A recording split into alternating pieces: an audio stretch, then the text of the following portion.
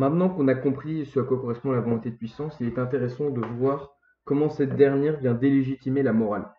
Nietzsche ne pense pas que l'homme est libre, donc ce sont ses instincts et ses affects qui proviennent de sa volonté de puissance qui déterminent ses valeurs.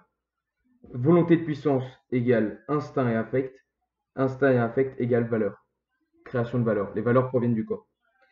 Tout cela, cette logique-là, c'est ce qui explique cette doctrine que j'aime tant du perspectivisme. On aura l'occasion de revoir dans un autre audio cette doctrine du perspectivisme si ce n'est pas compris à partir de cet audio-ci. À partir du moment où nos idées et valeurs proviennent du corps et donc pas de l'intelligence, que ce corps s'exprime par sa volonté de puissance, une critique morale n'est plus légitime, comme Nietzsche l'expliquait dans le texte qu'on avait traité en classe d'ailleurs. Ce n'est pas l'intelligence, la raison qui vient nous dire, nous dicter le bien, la liberté non plus. D'ailleurs, est-ce qu'on condamne la foudre de méchanceté lorsqu'elle nous trempe? Non. Alors dans ce cas-là, il n'y a pas de sens à condamner moralement l'homme.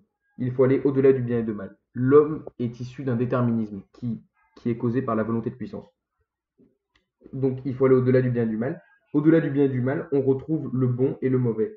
Le bon correspond au fort et à l'utile, et le mauvais correspond au faible. Le bon, comme j'ai dit, correspond au fort et le mauvais au faible. D'ailleurs, on le ressent instinctivement comme ça. Je pense que innocemment, d'ailleurs l'enfant agit comme ça, il valorise la force et a peur et n'aime pas la faiblesse. Le mauvais, du coup, c'est ce qui nous affaiblit. Maintenant qu'on a compris ça, je vais essayer d'expliquer un exemple qui va éclairer cette doctrine du perspectivisme, qu'on avait déjà vu, je pense. Lorsque le loup essaye de manger un agneau, s'attaque à un agneau, euh, lorsque le loup s'attaque à un agneau, je reprends mes notes, est-ce que le loup considère que c'est bien ce qu'il fait? Avant tout, il considère ça bien, évidemment, parce qu'il a besoin d'assouvir son besoin de manger ou son envie de manger. L'agneau trouvera ça méchant, car il ne sera plus envie. Mais au fond, chacun d'entre eux n'a pas besoin de faire de calculs métaphysiques profonds, rationnels, n'a pas besoin d'intelligence pour prouver que c'est bien ou que c'est mal.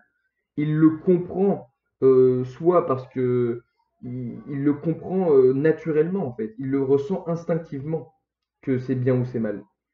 Et d'ailleurs, il ne se pose pas vraiment la question de savoir pourquoi est-ce que c'est bien ou pourquoi est-ce que c'est mal. Il le ressent instinctivement. C'est de l'ordre du sentiment, de l'émotion.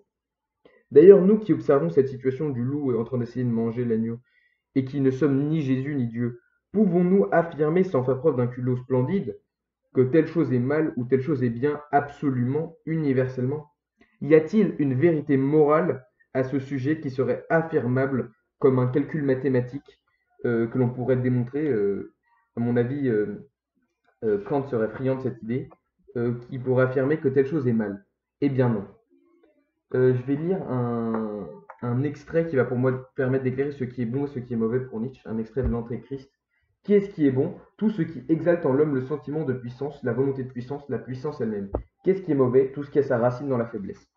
Donc on voit bien que le bon et le mauvais sont des concepts qui dépendent, qui sont en relation directe avec le sujet, et qui ne sont pas détachables du sujet, qui ne sont pas détachables du vivant en général. Euh, Tout dépend de la perspective et c'est mieux comme ça. Le seul problème pour Nietzsche, c'est que ce soit la perspective du faible qui triomphe. Normalement, ce sont les vainqueurs qui écrivent l'histoire. Normalement, ce qui est bon pour le vainqueur du combat, normalement, c'est ce qui est bon pour le vainqueur du combat qui triomphe et qui est après considéré comme tel par la postérité. Nietzsche pense que cela devrait revenir ainsi, malgré, malgré le fait qu'aujourd'hui, ce sont la perspective des perdants, des discriminés, pour faire une critique politique. Maintenant, ce sont les discriminés qui sont écoutés plutôt que les discriminateurs. C'est une critique politique qui est peut-être pas directement liée à sa pensée, vous allez me dire, mais je pense que c'est dans cet ordre d'idées-là. C'est que ce sont les discriminés, par exemple, qui seront vainqueurs.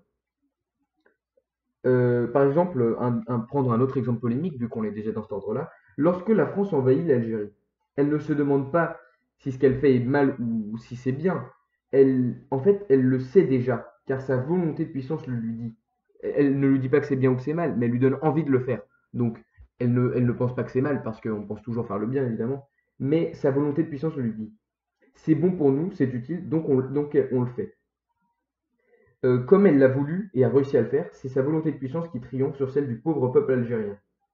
Et ce peuple algérien qui trouve instinctivement mauvais, car cela l'affaiblit.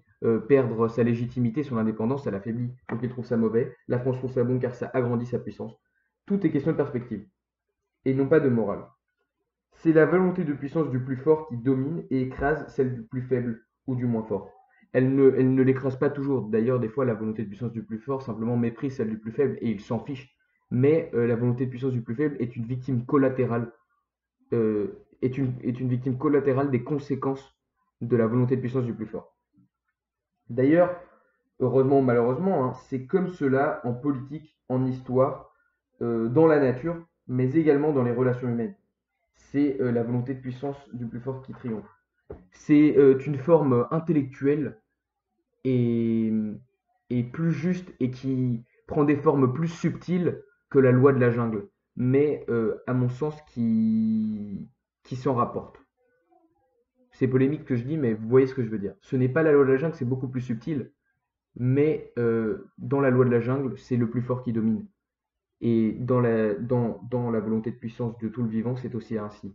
Mais pour dominer, évidemment, pas d'écueil stupide. Le plus fort ne cherche pas toujours à écraser le plus faible. Il cherche à s'accroître. Et s'accroître, ce n'est pas nécessairement une action belliciste. Voilà, voilà!